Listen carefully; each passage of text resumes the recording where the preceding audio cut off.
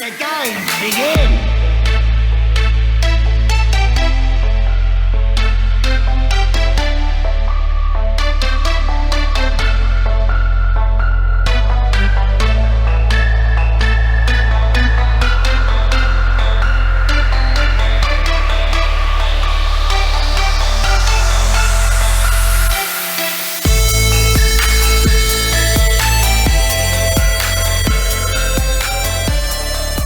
Hello, you're listening to A Hero's Welcome, episode 13. Thank you so much for listening. My name is Wes. I'm here with Andrew, and it's a great time to be playing Overwatch. Lots of things going on. Tons of stuff going on. Lots to talk about today. So much stuff going on.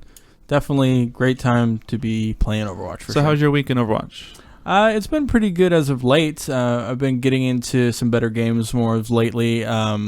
Better win percentage for sure. So I'm getting back up there. Hopefully, pretty soon I will climb up out of this rating that I'm in. But so you find yourself in competitive play most of the time? Yeah, I pretty much only competitive play. I mean, I love to play the game in general, but it just seems a waste to me to not be playing competitive when there's just so much time that I could be putting in to trying to raise my level. So definitely competitive play for me right now. Yeah, I'm actually surprised myself. I do quite a bit of quick play. You know, it's that place where you don't have any desire to need to try hard, right? It's really casual. Yeah, it's practice kind of people open, you don't normally do. Try different stuff, play different characters, that sort of thing.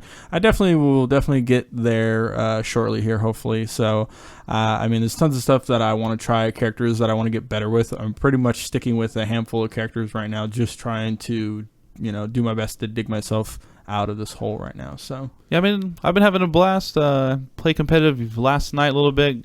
Went up to 66. That's where I'm at now. Pretty happy with that. Still an up and up, about a 70% win rate. So can't be happier. Yeah, definitely. Like I said, the games as of lately for me have been a lot better. There's still games that are really one-sided, but I'm finding now it seems like, people are, playing at least together when I actually have people on my team that are, in comms and stuff. So it's much better as of late. All right, so we have tons of things to talk about. Obviously, we have a PTR live. We have a new character to talk about. We're covering Pharah in our strategy segment. A lot of things going on. Yeah, tons of stuff. A lot of hero balancing going on in the PTR. Everything's subject to change definitely before it actually comes out, but a lot of very interesting things. In fact, I think we mentioned in the last episode that they specifically were talking about not trying to change things too much, but that's kind of the great thing about the PTR. They're really changing a lot, seeing how things work. So. Yeah, so let's hop right into the PTR. Obviously, this is a PTR, so things can and will change frequently, and I wouldn't assume that this is exactly what would go live. We looking at the past history of how Blizzard does, balancing and iterations, we know that they intentionally go to limits to see how it affects things. For example, like 50% damage boost, bringing it back, where it used to be for Mercy.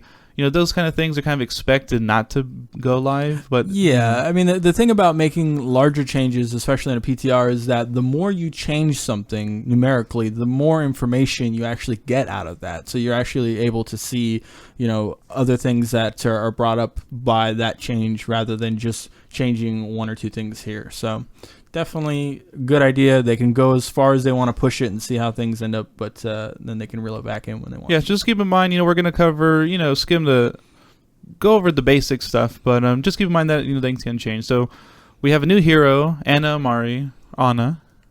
So yeah, she's definitely looking exciting. I've been watching a lot of actual video and some of the developer updates that are talking about Anna. So she's definitely a very interesting character. It's going to be very different. See how she kind of changes things when she gets entered into the game. So. Yeah, I'm looking forward to maining Anna pretty hard when she comes out. Obviously, if people don't know, by the way, if you're on the PC, you can go into PTR. Everyone's invited. In the launcher, little drop-down menu, just go PTR. You download it. You can just copy the data file from your basic Overwatch folder if you want to expedite that download. But anyone could join into it. It's pretty cool. You see all the changes, get to test things out. But yeah, so Anna, super exciting. She's a support hero that kind of rewards aiming, and I'm kind of a support main now, really. Mercy's my number one play character. I'm usually supporting, and I like supporting. In the past games I've supported a lot. And she speaks to me pretty well because I could aim, and it just seems so fun. Yeah, I mean, she's very different from any of the previous support characters in the game. She's really a game changer. So, I mean, she has her rifle. It's a biotic rifle. It is a sniper rifle, so you have scoped vision, kind of like you do on Widowmaker, but she plays completely different. So I don't know if you want to kind of break down her basic kit for us and kind of give us an idea. Yeah, just go over her basic kit. So she has a sniper rifle. It's called a biotic rifle. The thing to keep in mind with her is you are able to scope like Widowmaker, so your alternate fire would be a scope, and it does alter the projectile quite a bit. So when you're scoped in, it acts as if it's a hit scan, and it's a projectile-based weapon if you're not zoomed in, which is important to keep in mind. But yeah, so you have perfect accuracy scoped in. Pretty much the way it works is if you hit an enemy, it hurts them, does damage over time. It's about like 60, 70 in that range somewhere. And the heal's about 75. It's a heal over time. Pretty rapid heal over time, maybe 1 second. Right, so if you hit an enemy, it damages them over time. If you hit a friendly, it heals them over time. So, and it does prioritize friendlies, by the way. So you can't shoot through your friendlies to hit enemies. Yeah, so, yeah, I mean, it's definitely what you would prefer. I mean, she's a support class by nature. That's what she does. So you're going to find yourself healing a lot as well with her. So she also has a sleep dart. It's her shift ability. So you're actually able to, it's a straightforward shot. You press the shift button and it's going to fire a dart at the enemy target and it's going to actually put them to sleep. It has a pretty decent range on it. You can shoot it from pretty much a pretty far range. So, and it's pretty accurate, but I've heard a lot of people saying it's a little bit hard to aim, especially in, short corridors. Yeah. So, I mean, it's not affected by gravity or anything. It's a perfect shot currently in the beta. It's just a little bit of a delay once you push it, because she pulls out a pistol. So there's a slight delay once you push it. So it's kind of like you have to track the character and predict kind of the movement if they're further away, especially.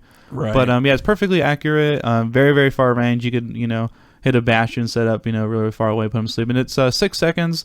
That's definitely like one of the things that could change.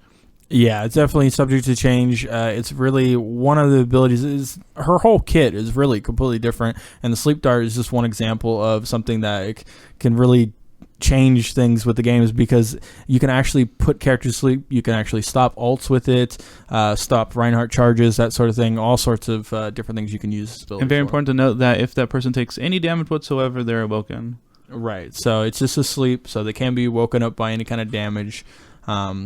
Her next ability, her E ability, is a biotic grenade. It's another completely different ability. It does damage and healing. It's a grenade. You throw it in the area, and it's going to do a very short, small radius where it's actually going to heal your friendlies and do damage to the enemies, as well as enhancing the heal that's coming into the characters in that radius for your friendlies, and also stopping enemies from being able to be healed for a short time. Yeah, so they're introducing a brand new mechanic. It does a lot of different things. It is a grenade that's lobbed. You can actually change the distance. So it's not like a tracer, grenade where it's like a fixed distance. It's something you aim. You could do further or shorter distances.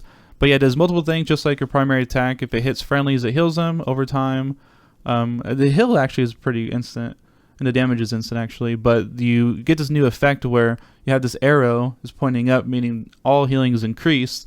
That's all healing from all sources, health packs and everything. And then the arrow facing down means you're unable to be healed, which also means no health packs for you. Any kind of health recovery will be negated. It lasts about 3 seconds or so, maybe 4. Right. So again, it's one of these things where, I mean, we're really going to have to kind of play it out and see how things work out, but it's a big change to the game and to mechanics. So, I mean, you can just imagine throwing it into a group of, your friendlies who are in a team fight with a bunch of enemies, real close distance.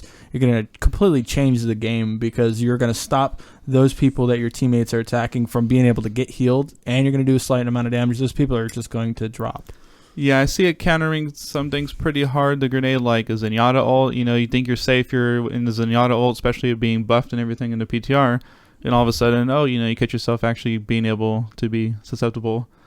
Yeah, like I said, I mean, it's one of those things. It's definitely gonna change everything. So it's really interesting. I like the kit. It's super different. It feels very unique to her. So she's definitely gonna be one of those characters, very unique and special placement for her. And you can heal yourself with it as well. Yes, you definitely can heal yourself. It's your only real heal to yourself.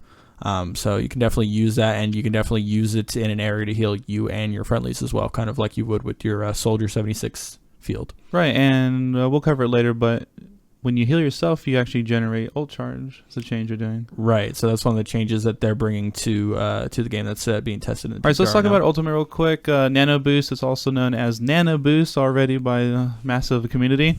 It's an ultimate. It does quite a bit of things, actually, but you target one friendly person, and their movement speed is going to be increased, their damage is going to be increased, and you can't miss it. Right, so it's a target ability. It's kind of like applying a shield on a Symmetra, right?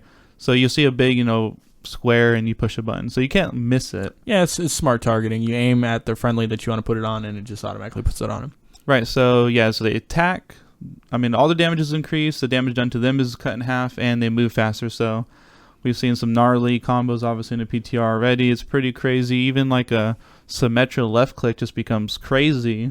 Yeah, it just combo. makes one ultimate hero for all of a second. So, I mean, you definitely changed the layout with the game with that, putting that on something like a Genji or, something like that. Yeah, Genji seems to be the most lethal, but tanks in general are pretty good as well because they have high health pools and they just get in there in the fray and really disrupt a lot of things. Yeah, and especially something like a Reinhardt, they're not used to doing an awful lot of damage, but you could pair it with his ultimate. You stun everybody down, you pop her ult.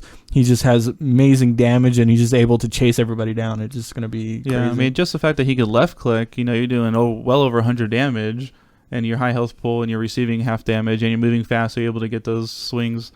It's just crazy. Yeah, it's definitely a game changer for sure. So, yeah. So overall, I'm looking forward to her kid. Obviously, we'll have a proper strategy segment, I'm sure, in the near future when we get hands on her. But that's just kind of overall how she works. Like I said, I'm super excited to actually have options now. Like I said, I find myself playing Mercy most of the time. We'll cover some Zenyatta changes, so he's going to be back in the picture. And I think it's a pretty good, addition to the game because the dynamics of the comps and everything will change dramatically. Yeah, like I said, she just really makes everything completely different. She's a completely unique character, so I mean, we're definitely going to see her changing up the way comps are chosen and put together. One thing we didn't actually mention is that unlike the other sniper in the game, Widowmaker, she does not really have any movement ability. She doesn't have a hook. She can't climb walls or anything like that. She plays a lot more like Hanzo, where you're kind of in the fray more, kind of a mid-range character, where she's closer to her friendlies. Yeah, it's kind of like Zenyatta, right? No movement ability in your support, so the kind of pathing, the kind of positioning that you would probably have with Zenyatta is pretty similar.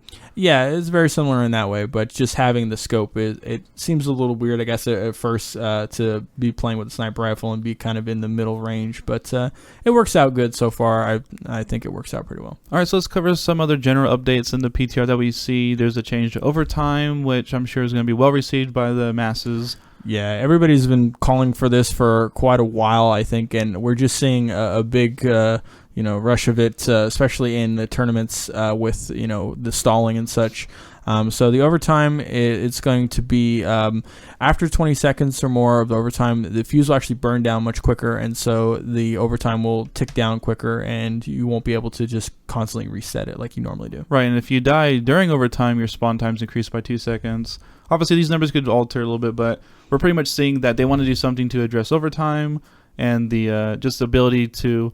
The thing is, now the competitives in the game, people are trying harder, and they're going to be, using strategies to increase their odds of winning. So you're going to see more rampant, these stalling. Yeah, they're going to do anything they can to try and win. So I mean, yeah, you're going to see stalling tactics, and they want to address that. I mean, we've seen far too much of it, and then the next thing we're going to talk about is another huge address to that as well. Right, so competitive play only. They're going to be using a one hero limit. Like I said, in competitive play, this is going to be actually added in the middle of the seasons. Because when I first heard it, I'm like, oh, maybe in the fall or so. But yeah, we've heard multiple sources, from the devs say that, we are definitely planning on introducing the hero limit with the next patch, which is definitely going to be, probably a couple weeks away, but in the middle of the season. And this is probably the best change in the whole patch, to be honest. Yeah, it's definitely the biggest change for sure. So it's going to really change the way competitive play works out. And they really wanted to address that because, as we mentioned, with a lot of the tournament play that they've been seeing, they've been going back to that one hero limit just because of, the stalling and because of, just rampant hero stacking, causing just incentivizing fun play. Right. So, I mean, I'll be the first to admit that when hero limit discussion first came up, I was on the fences. I saw that there was good arguments on both sides, but I believe that even Blizzard and myself included have now seen the best. What's best for the community is probably, especially competitive play. To have the one hero limits, and it's easier to balance. Like I said, you can make good arguments on both sides, but yeah, and this is not affecting quick play, like we mentioned. It's only competitive play. They're going to the one hero limit. They're still leaving quick play open. There's a little sandbox mode. You can go in and do whatever you want. If you want a hero stack, that's fine.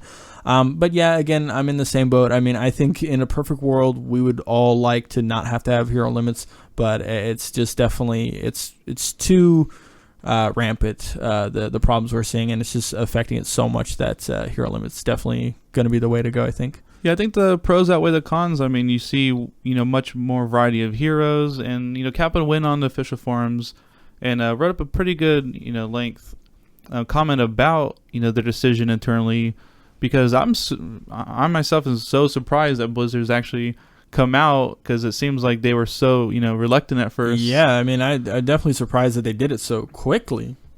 I was not expecting that at all. I was like you. I figured they would maybe try it out next season, but.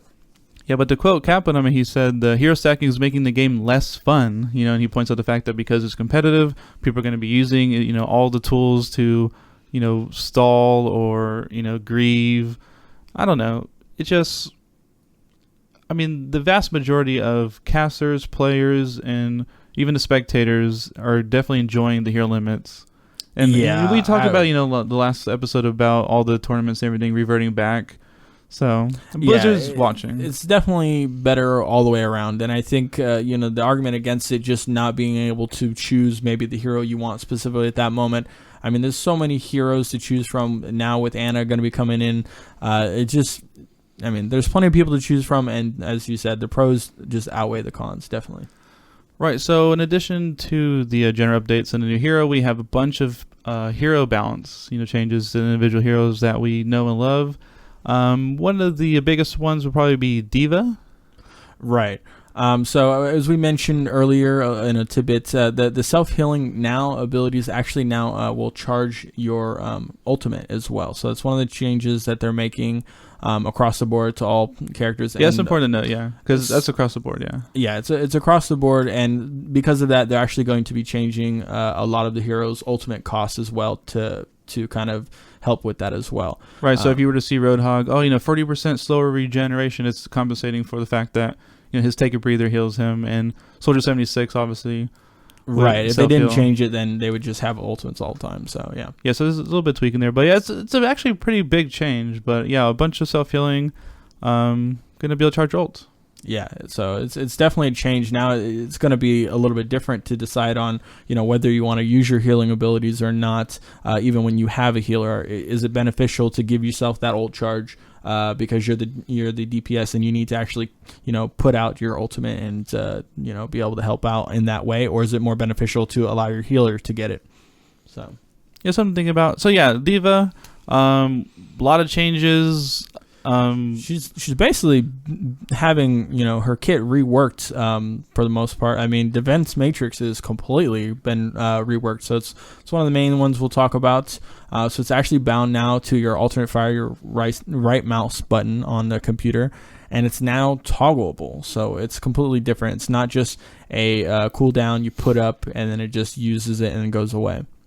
Right. So the Defense Matrix does have a 1 second cooldown. Like I said, it's bound to your alternate fire right click on the PC, and the way it kind of works is if you play Pharah, you have the jetpack, the fuel, you have a bar that measures the amount of consumption that you have, so you're able to kind of turn Defense Matrix on and off much more frequent.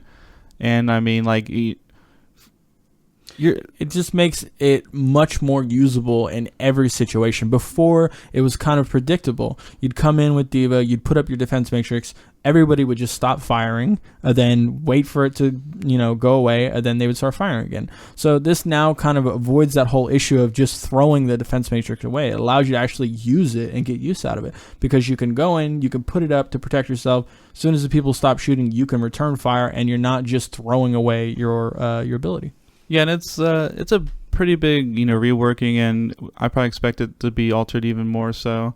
But just being able to use it much more often, she's going to be able to perform her role much better as a tank.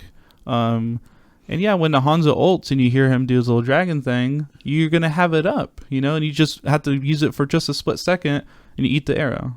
Yeah, so it just makes it much more usable, and I got to give it to Blizzard for finding a way to make her better without just changing her numerical values on her health or her damage.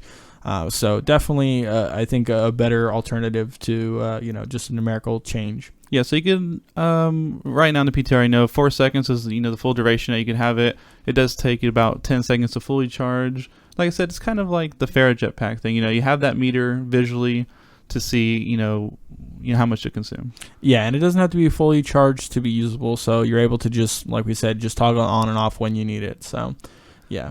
The next thing, her self-destruct got a little bit of rework. Of course, as we mentioned with self-healing, a lot of the ultimate costs are being changed. Hers is actually being decreased, so she'll be able to get that up more often. Be able to use that. And the delay for the explosion is actually changing. It's going down from 4 seconds to 3 seconds. So it's actually going to explode a lot more quicker, give people a lot less time to get out of the way. And she's no longer going to be harmed from it. So when you pop your ultimate with D.Va, you don't have to worry about line of sighting it.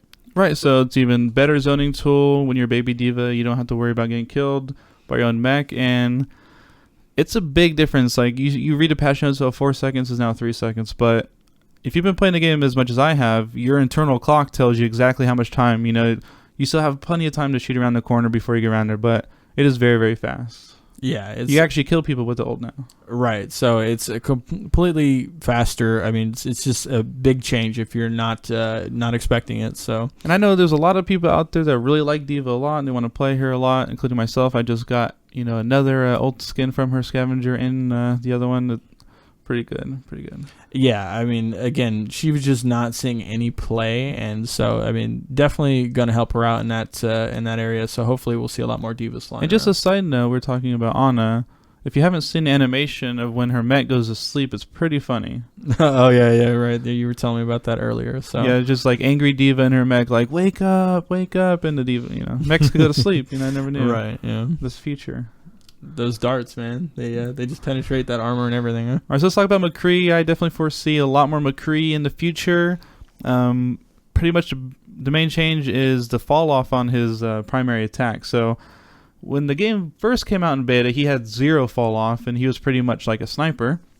Yeah, just able to just pick people out from any position anywhere. Yeah, I mean, he's just better than Widow pretty much no matter what. But now he has more of like a 76 range, right? So pretty much, his bullets do 70 damage normally. Mm-hmm. And currently in the game, the fall off is pretty, dramatic, right? Yeah, it's pretty dramatic. I mean, unless you're close range, you're not really killing anybody from any kind of a distance with him. So yeah, so you still have some fall off. So, sniper range, extreme, far ranges, you are going to have some fall off. But like I said, it's pretty much like 76 range. It's a pretty good distance. I went in the range and tested it out. It's pretty far. Yeah, so they're definitely making this change, trying to bring him kind of back into the meta, and hopefully we'll see a lot more McCree in the future, definitely. So it kind of gives you an option instead of just automatically picking 76 for that hit scan. So all right, let's talk about Mercy, that bird you see flying in the sky all the time. She's getting quite a bit of changes as well. Originally, she had a 50% damage boost. I think it's already been reverted to 30% actually. In the PTR, there's already been some changes. But we were talking about that earlier, like they do dramatic changes just to see what happens, knowing it's PTR and they get that feedback. But yeah, they're constantly making changes. There's already been tweaks. There's going to be more tweaks to come. But one major change I like a lot with her is her ultimate. You're not going to die all the time when you use it, because right now it's like a 50% chance. If you're going to res your team, you're going to die. But now the movement isn't going to be restricted when you res. Right. So it's definitely going to be the biggest change for her. You'll see, she's going to be able to, get in there and actually res her team and stay alive, as opposed to now where anybody who's paying attention at all, if they see the Mercy coming in, it's just focus fire the Mercy down before she can hopefully get the res off. And even if she does, then at least she's out of the game. But, yeah, so, I mean, they did increase her ultimate charge by 30%, but not having that movement prevention is going to keep her alive a lot more. So, I mean, I'm a Mercy player, so I don't like to see nerfs, but I do think that the res needed to be nerfed a little bit in the way that it charged. You pretty much had it every time. There's some fights where you actually had it twice in one encounter, and it's just far too more in much line with the res other other ults as well. She's gonna have competition in the healing, so. Yeah, so they definitely wanted to make that change because, I mean, like we said, she's just having it up far too often, and it just feels like it should feel much more important.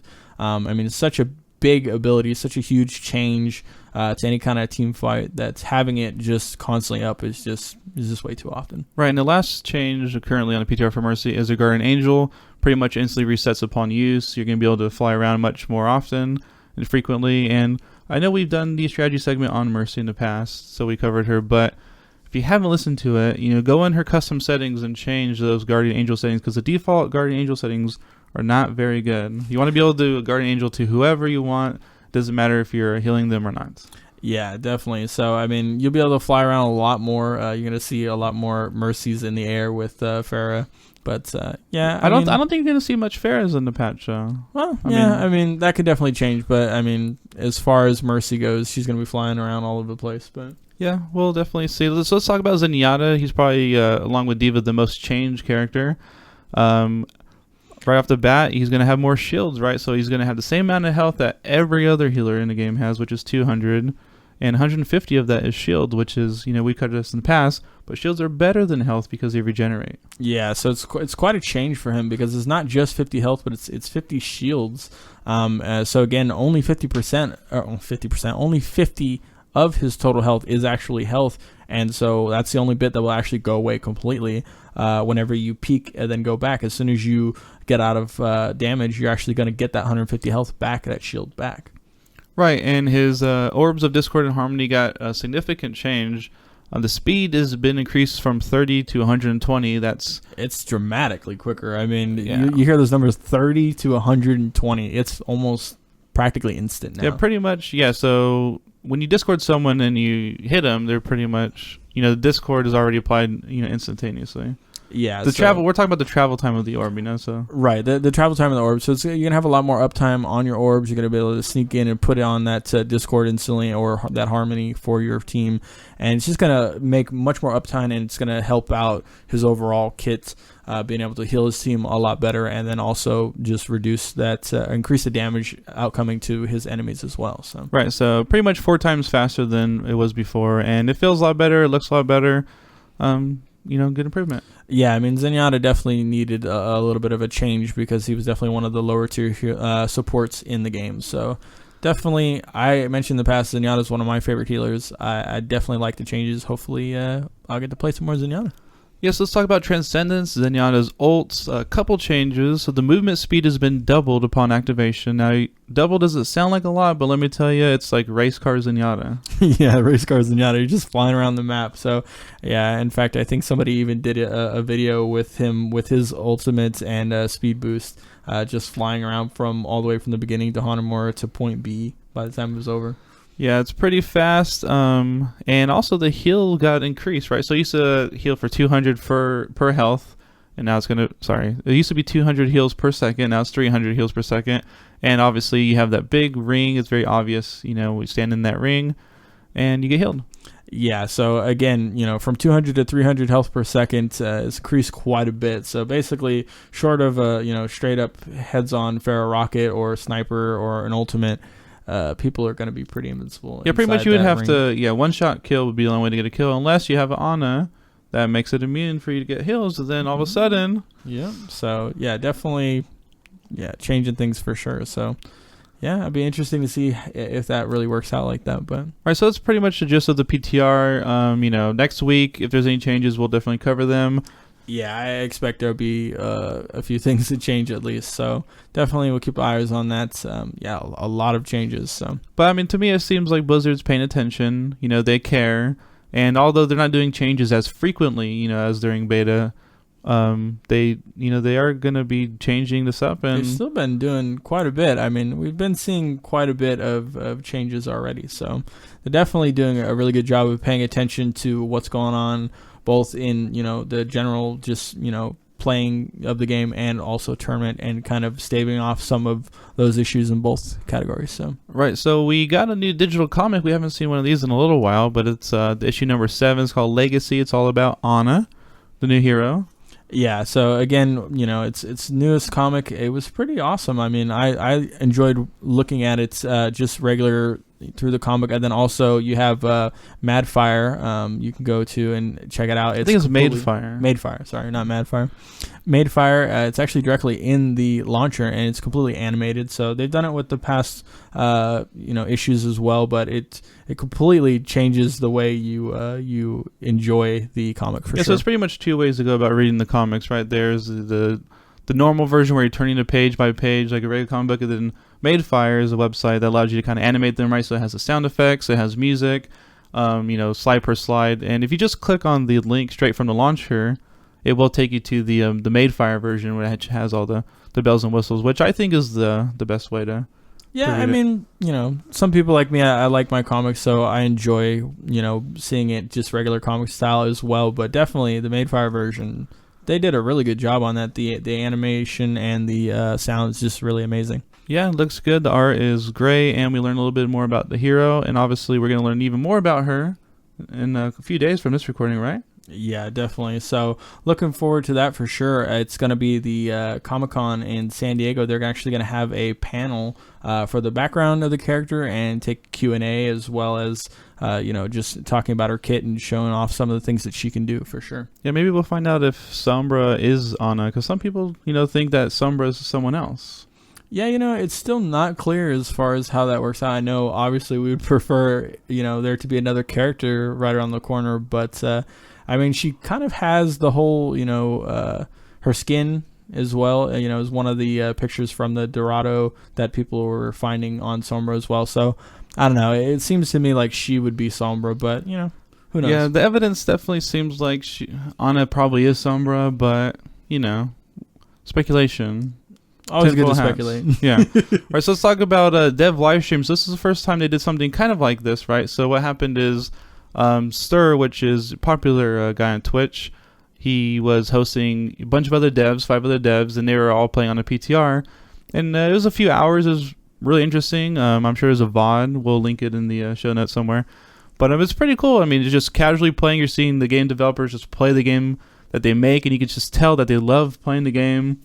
They get all into it. They're all excited. Yeah, it's really funny because when they first started up, they started talking amongst themselves about Ana and some of the things that she brings to the game. But immediately after starting playing the game, everybody just became real quiet, and it was all communication. They're trying to win like super hard. So, yeah. So you could just really tell that they love the game. They enjoy it.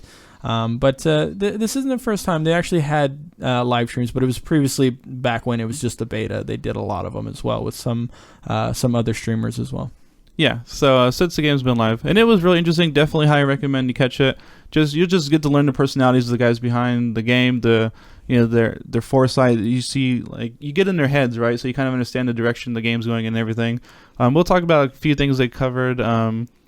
So they were on the PTR. They just created a custom match, and they obviously were just talking about the PTR, the changes, the new hero. You're always trying to get new information and see what's if you can fish something out, Yeah, definitely. I mean, they're doing an awful lot of talking, but nothing new out of it yet. But I mean, a lot of interesting comments on Ana for sure. So we had somebody playing Ana. I can't remember. I think it was Kaplan was playing Ana. Not sure. Oh, Stir was playing Ana the whole time I was watching. Oh, okay. Yeah, I was wrong. Okay. But yeah, so we had Ana in the game, and so we got to kind of see, how she plays and how she kind of, where range she's at and stuff like that. So it's definitely interesting to kind of see somebody play her. Right, and one thing to point out, they mentioned it a little bit during this live stream, is they're currently working on 4 new maps. So Overwatch is going to have at least 4 new maps. And what I found most interesting is one of those 4 is actually a completely new mode. So it's not what we're familiar with, right? So it's not an assault or payload or hybrid. It's something completely different. So the newest map, they did say, is going to be something that's familiar, but one of the 4 they're working on is a completely new mode altogether. Right. So we don't know how far along they are on the other maps, but I know they did specifically mention in the past that one of the maps that they were already talking about was already in the last, final stages of, being put in the round of testing. So hopefully that means that it's coming soon, but I'm just so excited. I mean, between the new heroes and the new maps, I don't see me ever getting tired in playing this game. No, they're just doing such a great job of staggering the content and bringing out at a steady rate. And I mean, from the addition to competitive play and doing just regular quick play, then the new characters coming out. They're doing a really good job, that's for sure. Yeah, something else they also confirmed is they are working on the feature to make friendly health bars displayable for everyone. So right now, if you're Soldier 76 and Zarya, because of their abilities, you could have a little option in the game where you could always see the health of your friendly targets. And I guess they're working on it so everyone, it'll probably be targetable the same way. So you just go in there and change it for your specific hero as well. So it's important to note that it's probably not going to work the same way healers work, because healers could see their friendlies through walls. Right, you kind of see the outline. So that's not what we're talking about. We're talking about the actual health bar above their head. Right. So just when they're in view, you'll be able to constantly see where the health is at, regardless of the character you're playing. Right. And another thing, I was really surprised, right? So Captain was talking about the competitive system, and I think there is a major maybe misconception that some people in the community have about the competitive system. So a lot of people are complaining about the fact that it's like not a progression system. So pretty much what I'm getting at is Kaplan came out and said during this live stream that, the current competitive system isn't meant to be a progression, right? And what's happening is a lot of people are playing it like it's a progression. So, for example, if you understood the competitive system before in the beta, right? So it kind of reset every month. There was kind of like a ladder you kind of climbed, or a progression, like a journey kind of thing, right? A lot of people are familiar with Hearthstone. This happens in Hearthstone, right? So every single month, even if the best players in the world, legend players, every month, the beginning of the month, they're all brought back down, and this pretty much emphasizes the journey. And I mean, what do you think? Yeah, well, I mean, that's exactly how they had it before in the beta. They had that whole experience, the journey. You start out, you move up the ladder, and that's the way they kind of went away from, because everybody was saying it wasn't competitive enough. So they went to this skill-based system where it emphasizes the matches and good matches. And so you get in, you do your placement matches, you end up where you start out after your placement, and then obviously you can go up or down as you get better. You'll progress a little bit, but the main point is to get you to a good place where where you're supposed to be, and then just stay there. Right, because like I said, I mean, pretty much a lot of games people have this expectation where I'm going to do this thing, I'm going to climb. And if they're not going anywhere, they feel that something's wrong, right? So they're playing it like it's progression. In the current system, I mean, it could change, but the current system is a skill rank system, right? So it's 1 to 100. It's pretty much like a bell curve at 50. So if you're at rank 50, you're better than half of the players, and half the players are better than you. And it's not the way it's supposed to work is eventually, hopefully quickly, it finds out where you lay in that realm, and you stay there. And obviously, if you get better, you go up, and if you get worse, you go down. But you have to realize that everyone around you is playing the game, and they're all getting better as well. So you have to increase your skill greater than the rate of the people around you are also increasing your skill. So obviously, there's some flexibility there, moving up or down. But honestly, the way this works is it emphasizes quality matches, and that's what you want. You want to emphasize the quality matches, because you have your certain skill rating, and you play people in your skill rating. See, in Hearthstone, what you have is at the beginning of every month, people don't play the game. Why? In the ranked, because the legend players are down where rank 13, rank 14, where the casuals are, and we don't want that in an FPS game, right? We want to have quality matches all the time, every time. Right. So it's just a matter of, like we said, people have the idea. I think regardless of how the system is set up, people have this idea that they're either better than they are, or they're gonna get better, or where they currently lie in the system is not correct. That they should be a lot higher than they are. So I think it's less of a matter of just that people don't understand how it works. It's more of a matter of I think people just think they don't belong where they are. So they think, oh, if I play enough games, if I get a good team, I will move up the ladder as well. So I mean, it's kind of like I said, it's kind of where I'm at, where the matchups between team to team, especially when you're getting groups and such, change the outcome of the match so much. I think people are just in this phase where they think if they play enough games, they'll move up the ladder. And that's not always going to be the case. In fact, many people found that they were placed much higher than they should have been, and they actually fell after their placement matches. Yeah, and it's just, when I go in the community on the forums and the Reddits and things, most of the people complaining about whatever, if it's not nerfing this or nerfing that, it's the competitive system. And a lot of it, I think, is just a misunderstanding, right? So Kaplan talked about it. I was glad that he brought that up, because I feel like, once people realize they understand how it works, then it's all right. Yeah, I mean, certainly a lot of people are in that camp where they don't understand, and if they truly understood how the system works, I feel like they would understand things better, and they would be better off in their matches. But certainly there's plenty of people that are just headstrong, like we said, plenty of people who think they are better than they are, and they're just going to keep hitting their heads at the wall, just keep trying to play matches, and they're not going to go anywhere. And that's kind of the only real frustrating part about a skill-based system, is for people like that, once they get into their actual place where they belong, if they don't agree with that, then they're going to constantly have a problem, because they think they're better than they're placed. Yeah, people let their feelings get the better part of them, and that's what happens, sadly. Yeah, I mean, it's a lot to do with this game. I mean, this game just really, it's a competitive game. It makes you want to win. You don't want to lose. It's just kind of the feeling you get. I'm totally that way as well. So I'm a very competitive person, especially in this game, and I don't like to lose. So, but yeah, I mean, obviously there's going to be some exceptions. Some people are going to be placed higher than they ought to be, or lower than they ought to be. But the way to fix that is you just play the game, right? You play the game, you put in 50 to 100 games, it's going to know exactly, have a really good idea. A lot of people complain about the MMR and matchmaking, but I find it works really, really well. Besides the fact that, the groups could, there's no solo queue. I mean, I still think there should be solo queue, but besides that. Yeah, the groups is the main issue at this point. I mean, even where I'm at, there's a lot of movement and a lot of people that are moving up and moving down from where they are in the skill ratings. So there is a lot of, one-sidedness.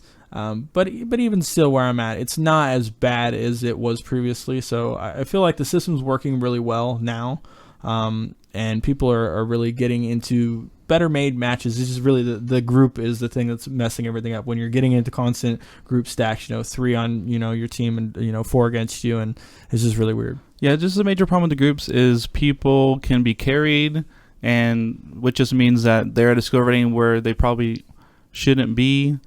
And it's not reflective of skill. Several times I've looked and I've seen groups, and it's like 2 people it's a 3-person group, and the 2 people are way higher than my rank, like say 5 ranks above me, and the third person is like almost 10 ranks below, and it's like, okay, this is going to be a real interesting match, that's for sure. Yeah, so we'll definitely be on top of it. We'll cover it, see if there's any changes. Nothing specifically on the solo and group queue, but besides that, like I said, I think it's working very, very well. I find it's very, very smart. And yeah, so let's talk about competitive. So all the time, tons and tons of stuff going on in the competitive scene. We mentioned time and time again, this is too much stuff to cover, but we're going to kind of highlight some of the interesting tournaments and the ones that we really look out for. So twice this week, I went to twitch.com, which is where I usually watch the live tournaments, and on 2 different occasions, there was 2 tournaments at the same exact time. Yeah, it's just a ton of tournaments going on all the time, for sure, especially with the Gosu Gamer weeklies and such. There's always something going on. So. Yeah, so let's first talk about the iBuyPower Summer Invitational. It was a $5,000 prize pool. Pretty good presentation and layout. One of the things you realized between different tournaments is the layouts are different. Like I said, the game is so new. I don't think we're even 2 months from yeah, launch. they're still figuring so much out. But I just really, I mentioned to you earlier, I really liked the way they did the presentation, the layout. They did a whole little introduction to the map. They laid out the map and kind of swooped through the map from start to beginning so people can see. It's definitely very interesting just to see from tournament to tournament the way that they do things as well. So yeah, I know we're talking about the MadeFire, but I was actually watching a Japanese tournament, and I was actually really impressed. I mean, I couldn't understand anything they were saying besides a couple names and character names and ults and stuff. Yeah. But they had a really good layout. I mean, they actually had the stopwatch times per team on the screen all the time, so you knew exactly what the threshold was. And immediately after the games ended, they already had the highlight reels already done, so there was no downtime. As soon as the game was up, they're already talking about the highlights, the crazy ult combos and the crazy picks. One of the things I've been looking for in the tournaments previous. I felt like there's just such an open space for that. I mean, you see it with pretty much any other sports when it's presented. They do the highlight reels and they run through and talk about the play, the lead up to the play and how things unfolded. And there's just not been a lot of that with the tournaments I've seen. So it's definitely interesting that you mentioned that. So definitely, hopefully that carries over to some of the other tournaments. Right, so the iBuyPower Summer Invitational, they had semifinals, Envious versus Code 7. Envious, big surprise, won that. They're on a pretty good win streak. Yeah, Envious, as usual, just tearing through everybody. One thing I did want to highlight, he's always done extremely well, but I watched the matches between them and Code 7, and I really was hoping, Code 7 would do better against them. They did really good the first match, and the second match was really close. But after that, it kind of just all went downhill for them really quickly, 3-0 versus Envious. But Harry Hook on the Soldier 76 did an amazing job. He was just constantly on target, just doing damage, just taking people out, and just making it really hard for the enemy team for sure. Yeah, and we also saw Cloud9 versus Luminosity Gaming. Cloud9 won that. And yeah, it was definitely a little sketchy in areas, but still 3-0. They took it from LG, and that kind of was, very indicative of what's going on in the meta right now. Kind of a Pharah battle for the most part. Surefour and Seagull battling it out in the skies for sure. Yeah, and that tournament's going on right now, so that's why we don't have the results at the end. Yeah, so it's not completed yet, but definitely if you have a chance, hopefully they will have the VODs up on those really soon. You can check them out. There were still, even though 3-0 on both matches, there were still really nitty gritty close matches all around. Right. So we also had the Overwatch Cup, which was hosted by Beyond the Summit. All the big teams were there as well. Yeah, we talked about it last week a little bit as it was going on. But yeah, just amazing job with that as well from Beyond the Summit. Right, and so the Envious, they took it, obviously, versus Cloud9 in the final. Surprise, yeah. Yeah, they beat them 3-0. Something to talk about, though, is Code 7, they beat Cloud9. This isn't the first time or the only time that Code 7 beat Cloud9, and Cloud9 is a really, really good team. Obviously, they went kind of undisputed for a little while at the beginning of the game. But yeah, they've been losing to Code 7. Maybe Code 7 has some new inspiration. Yeah, a lot of people think Cloud9 are dropping, but I think maybe a little bit. But Code 7's really going up. Yeah, I would honestly say a lot of it is the way that they play. So one of the things that I saw specifically with the iBuyPower Invitational. And just every game that Envious plays. Envious is a really strong, aggressive offense. They're really coordinated. And, it's just very hard for other teams like Cloud9 to defend against such a coordinated attack. And it's one of the things that I think Code 7 is really doing a pretty good job of, too. They're just very competitive, very, tight-knit team. So maybe it's just kind of rattling Cloud9. I don't think they're falling off. They're still, one of the better teams for sure. But Code 7 getting the better of them 3-1. So, yeah. Right, and then we also have the ESL Atlantic Showdown, which is the biggest tournament to date for Overwatch at all. Yeah, so huge tournament still going on. They're just barely done with the qualifiers, so they're actually going from the end of the qualifiers to the actual final qualifiers. So we just kind of listed the teams from both regions that are going to be going on to the final qualifiers. It's 8 teams from both regions, and they will be battling it out for 4 spots on each region to actually go to the main event at Gamescom in Cologne, Germany. Right, so it's kind of like a qualifier for qualifiers. All the big teams, you're talking about $100,000, And it's, like I said, the biggest tournament. It's definitely something you want to keep your eye on. Everyone's going to be trying to get that top prize.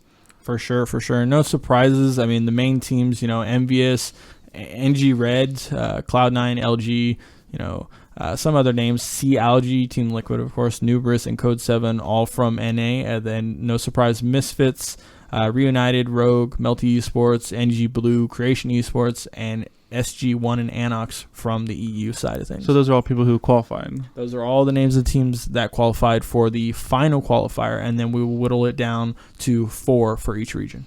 Right, so tons of things to cover. Like I said, there's multiple tournaments running same time, which is crazy. A lot of casting, some new faces I've seen this week. Some new faces for sure, which is always good. It's good to kind of mix things up, but you don't get too stale with the same casters for sure. Right, and I did actually watch a little bit of a Korean tournament with MVP, their popular esport company over there, and they're looking pretty good. Maybe not like NA EU just yet, but we know the game is extremely popular over there in Korea, and I'm definitely looking forward to seeing what they bring. Yeah, it's always interesting to see where they come from. They're completely different mindsets. They play very differently in every esports game that you see. They change so much about the way they play, from the meta to the characters that they like. So it always brings such a huge change and a difference of opinion in the game. So yeah, and I was listening to an interview with one of the Korean players, and the practice regimen they go through is intense. It's like 14-hour days. I mean, out of this world, Yeah, so I mean, so they're looking like they might catch up sooner than later. I'm sure 14 hours a day, anybody's gonna catch up. Holy, that's crazy, but yeah. Yeah, so let's jump into our strategy, right? So we're talking all about Pharah. She's extremely popular, maybe tier 1 for sure. Right now, she's just all over the place with some of the changes from the hit scan characters to McCree and Widowmaker. She's just kind of undisputed in the air right now, just taking people out. So. Right, so she's an offensive character. She has 200 health, which is pretty much what you would expect. She's, the rocket launcher chick, right? So she's shooting rockets. She's not a hit scan. It's a projectile-based character, and some people might find it familiar, like just your typical rocket launcher kind of player. Yeah, definitely very familiar to a lot of people, I'm sure. So her main primary fire, her left mouse, is her rocket launcher. She has 6 ammo. It's about 1 per second fire rate, and it's about a damage of 120 on a direct hit. So you have to actually hit directly, and it's anywhere from 13 to 80 about for her splash damage if she gets anywhere near the target. It's about a 1 second reload, and there is no headshot on that, of course. Yeah, it's important to point out you cannot headshot, but you're not playing Pharah to aim for heads, right? No. So the proper way to shoot a rocket is you have the ability, we'll cover her whole kit, to get in the air, right? So you have verticality, and you're never typically aiming at the bodies of individuals, right? So you're aiming at surface areas in which will explode the grenade or the rocket and hurt the enemy, right? So you're predicting the movement. It's definitely something that you have to get a feel for, the travel time. Yeah, you're definitely leading the shot. You're either hoping to, lead it just perfectly to where the enemy is going, or close enough to where you're actually still going to be able to make contact. So you're aiming down, you're in the air vertically, aiming down on people, and you're just aiming in their general vicinity. All right, so let's talk about a jump jet. It's a shift on the PC by default. It propels you into the air. It's a 10-second cooldown. So that's the verticality we're talking about. You use that. You have that every 10 seconds, as well as her other ability that is not listed in the show notes, but her alternate click or her space actually keep her in the air alongside of that jump jet. So you propel yourself in the air with your jump jet, and then you can keep yourself there in the air and float. Right, so if you use your jump, which is spacebar on the PC by default, you do have a jet fuel meter, and you're able to kind of hover and levitate. Typically, you want to be feathering it. It's not something you usually exhaust entirely, then go down, exhaust entirely. It's something you usually feathering. Yeah, it's something you got to get the hang of, because that's what everybody typically does in the beginning when they first come to her. They just hold it down, and you just waste your exhaust, and you're not able to stay up in the air. So if you play it right with the 10-second cooldown with your jump jet, you can pretty much stay in the air relatively most of the time. Yeah, and there's other ways to get up in the air. We'll talk about a little strategy after we get through a kit. So let's talk about concussive blast, which is on default E. It's pretty much a wrist rocket that knocks back enemies. It's not just enemies, it'll knock back yourself as well. Right, so one of the things that we'll talk about for sure in the character discussion with her, a lot of ways you can use this ability. It's a very useful tool. You can knock people off the edges into, the centers of maps, it's definitely a very useful tool. It definitely takes some getting used to for sure, though. Yeah, so it has a 12-second cooldown, which is a little bit on the longer side in general for Overwatch. And yeah, it's very important. Her mobility is key with her. It's learning the rockets. The rockets is very key. Just knowing the travel time, knowing how to predict movement and the distance and measuring that, and just mobility in general. She is able to take routes that no one else could take, and really learning how to play her. It's more of a feel thing. Yeah, and the map plays a lot into that. If you know the map well with her, you can get around, like you said, with using her jump jet, you're able to just get around over obstacles, around things, and just, come in from the side or behind people and surprise them. And especially with her ultimate, which we're going to talk about in a second, you could just devastate teams. All right, so let's talk about Barrage, which is her ultimate. She loves justice and dispensing it. And it lasts for 3 seconds. One important thing to note that when you activate your ultimate, you're going to stand still in space, right? So when you're playing here, you're always up in the air, you're always moving around, you have unpredictable movement, right? Because his scan characters exist. But when you do push Q, you're going to be perfectly still. It doesn't matter if you're 1 inch off the ground or 100 feet up in the air. It lasts for 3 seconds. It does a maximum damage of 2,500, which you're not going to land all those, on one person anyways. Yeah, you'd have to land everything, but still, it's a massive amount of damage that goes out. But you are definitely vulnerable, especially to hit scan characters like 76M, McCree, or Widowmaker. Or Hook. Or Hook. Yeah, Hook would be pretty devastating as well. Well, sleep is coming, but yeah, definitely something you definitely want to keep an eye out for. She falls to the ground when you get slept, by the way. Yeah, so I mean, with her specifically, you really have to be careful with when you're using her ultimate ability. But sometimes you just kind of have to use it when you can get it off. But yeah, you can also use it, like we mentioned, you're not able to stay up in the air 100% of the time, but you can actually use this ability to stall yourself from coming down from the air. So you can use it pretty close to the ground or when you're starting to run out of exhaust as well. And as typical for rockets, you're not going to be able to headshot. But the biggest fail I've seen a lot of people do with this is you could kill yourself, right? Because rockets can hurt you, right? So you have to be very aware of where you're ulting. If there's corner of a wall next to you, if you shoot that, it'll kill you. Yeah, so definitely have to watch out for your surroundings or the possible Genji. I cannot tell you how satisfying it is to play Genji and just reflect all those rockets. So yeah, and the accuracy is a lot better if you're closer.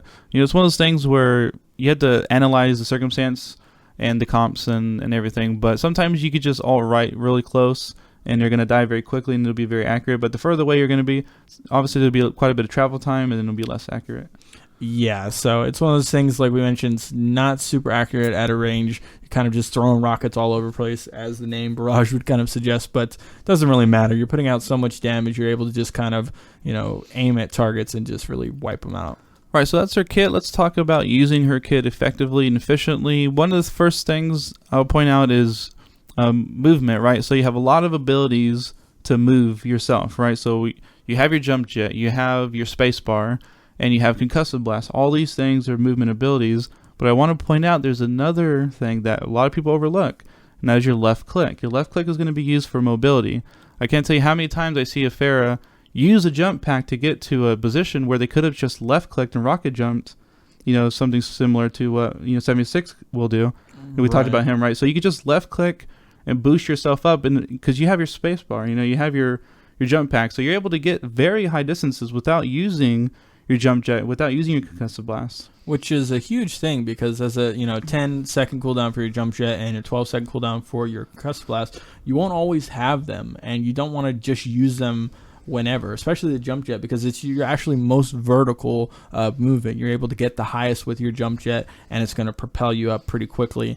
And so you really want to use those very, very carefully, how you use that ability. Yeah, a lot of Pharah is just filling her out, getting to know her abilities. A lot of it is something that you just need a lot of seat time with, honestly. You just need like 20 hours at least of game time. Just play a ton of her, and you'll find out, all the different ins and outs and how things work. A lot of it is just, trial and error.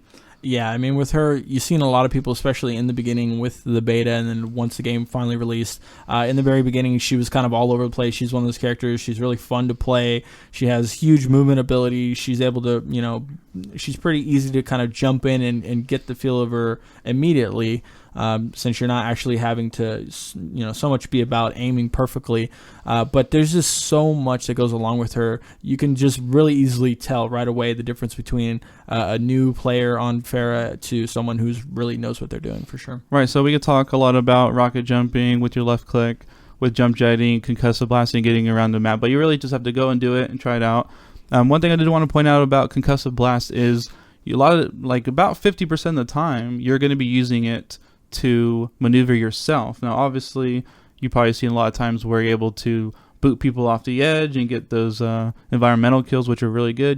They can't be res and such. A lot of times that is effective, especially on the Koth maps. But about half the time, you're going to be using it for your own maneuverability, right? You're able to get behind lines for that barrage. You're able to surprise people. And something to keep in mind is you do want to be about, I would say, like 1.5 feet away from the surface you're using to boost yourself, right? So I'm talking about concussive blasting yourself to move. If you are like right on top of the wall or the ground, you will actually not really go anywhere. Yeah, so it's one of those things you definitely have to fill out and kind of figure out how to use it best in certain situations, but you just all over the place. You'll see highlight reels with people who use this ability to get behind enemy lines, and it moves you really quickly if you do it right. It's able to just kind of launch you instantly into the direction. So it really can catch people off guard, surprise them, like you mentioned, using your barrage and such. Very devastating. Right, and it's the fastest way to move around. I mean, you could concussive blast into a health pack and save your life. You can use it in combination with your jump jet, which is, you're going to cover a lot of space. Pretty much what we're talking about is playing to the character's strengths, right? So every character has strengths, and with Pharah, it's all about, maneuverability. The verticality, too. The verticality is one of the big things with her because there's not too many other characters that have the verticality that she has and can do it not just every so often, but pretty constantly. So you're able to use that Z-axis to, catch people off guard and to, keep yourself out of harm's way and just be able to make those kills. Another one I think that you mentioned, concussive blast, to not just move characters around specifically, but to specifically move tanks and such out of the way and to bring them into you. I actually seen quite a few people use it to bring Reinhardt closer to the team and make it easier to take him out, because once you can attack him from behind the shield, he's just very vulnerable in that way. Right, so just like a Mei Wall, you're kind of able to separate and disrupt the enemy team. Reinhardt's pretty popular character you're going to see, and if you watch a lot of competitive, you'll see the Pharah quite often, especially on the initial push, kind of separate the Reinhardt from the team. And it's usually just booping him up a little bit, but that, leaves the Mercy and the people right behind the shield susceptible. Yeah, definitely. So definitely check it out. Get in there, play Pharah. She's a devastating character. You know how to use her. Just so many things that you can do with her, and she just puts out a massive amount of damage as well. So what hero are we going to do next week? We were thinking about that. We're not sure. I don't know. I was thinking we did Roadhog last week. Let's do a surprise character. Character? We'll have people write us in. Okay. Right. So write us in.